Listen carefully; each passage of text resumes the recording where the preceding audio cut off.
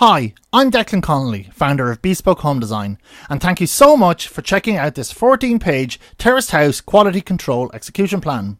This presentation will show you how to use this execution plan so you can get the maximum benefit out of it. This execution plan comes with two downloadable files, one in PDF format and the other in a spreadsheet format, both of which you can download below. The PDFs are for printing right now if you wish, and the spreadsheet file is for editing with Microsoft Excel. But before you go ahead and start using those files, you need to watch this presentation first, so you can understand what this execution plan is all about. Now, this execution plan is not the same as the project management execution plan. That plan is all about the planning of the project, such as making sure certain trades are on site at the right time, as well as material, plant and products. It's all about timing and putting dates to the various activities that need to be done. This quality control execution plan is all about taking note of both progress and the quality of work that a builder has done on an item per item basis.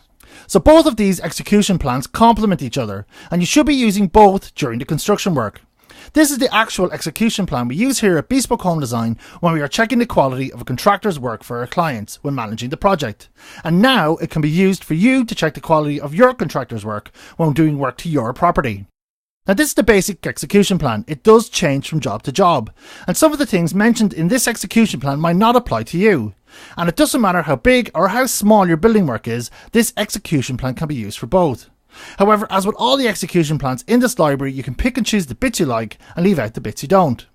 Now, let's take a look at this execution plan. Well, for starters, it's split up into 17 sections that are split over 14 pages, and each tab here will take you to a different page. And you simply click on the tabs like so to go to each page. The first page is all about contact details.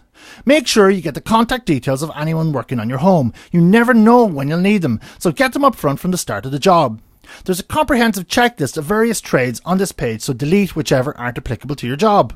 The next 11 tabs are referenced with the rooms in your property for ease of use. So the second page is about general items both inside and outside the house. The third page is your entrance and lounge. The fourth page is the kitchen.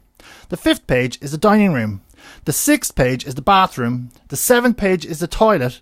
The eighth page is the utility room. The ninth page is the master bedroom. The 10th page is the master bedroom ensuite. The 11th page is another bedroom, as is the 12th. The 13th page is all about certificates and warranties, and the 14th and final page is about miscellaneous items. And if we take a closer look at each section, we'll see that each is split into several columns. The first column is labelled as item, and here you record what the item is. We've put in a whole load of items already, so it should be just a case of deleting which doesn't apply to your project. The second column is labelled as percentage complete, and this is fairly self-explanatory. But this column will need to be constantly updated as the project proceeds, and you should schedule a regular inspection routine. The length of time between your checks is really dependent on the size of your job and how long the whole project is expected to take. So it can vary from every day to every week or even every couple of weeks, so you'll need to use your own judgment on this.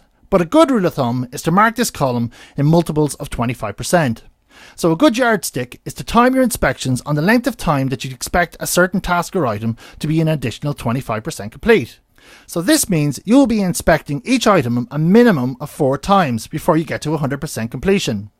The next column is labelled Trade Responsible, and here you will put in the name of the person, trade, company or supplier responsible, so you'll know who to speak to if something isn't quite right. It also helps to be complimentary on the work being done if it is to a standard you are happy with. A little bit of ego stroking can go a long way as long as it's deserved. The last column is labelled Comments, and here you put in any comments you may have. So for example, you would check all the doors to make sure they have been finished correctly and shut properly, and if not, you would note that in the comments section. This gives you a list of things to give a builder to finish things off for you. Now, this execution plan can also be used as what's called a snag list. A snag list is a checklist of items that you do a final inspection of a property with. So this execution plan has two uses. It can be used from the very start of the project and updated constantly as the project proceeds. And it can also be used as a final snag list when making sure the builder has finished the job. If you update it as the project gets underway, then you will have a final checklist at the end of the job anyway, so I do recommend that you use it that way. Also, a building contractor is far more likely to do a good job for you if he knows you are checking the work. The spreadsheets are set up for you to print them off on A3 sheets instead of the usual A4. There are just too many things to fit on an A4 sheet of paper. The spreadsheets are also fully editable, so you can make whatever changes you want. So there you have it, your quality control execution plan, and I hope you get a lot of use out of it. There are a lot more execution plans in the library, so be sure to check them all out. And remember that if you have any questions or comments, then please post them in the Bespoke Home Design Brain Trust group on Facebook. And don't forget, if there is a topic you would like us to create an execution plan for, then also let us know. And finally, there's also a lot more stuff here in your membership area to check out, and I hope you get a lot of value from it. I'll see you in the next video.